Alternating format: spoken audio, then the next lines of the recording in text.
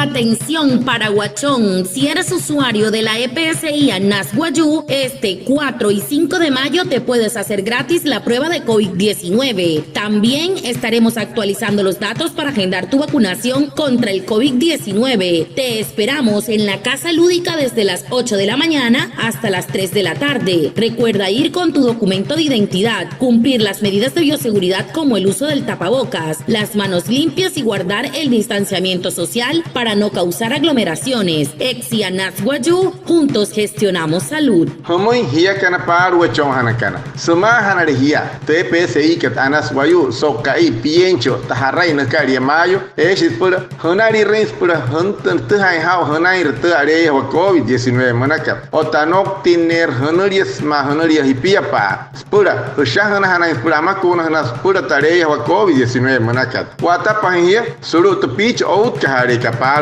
las 8 watamat sanay milastriarica soto hay hurida pues cararoxe hay mahirapa que cherria urehap o takayata wa suyo koro chihirawa.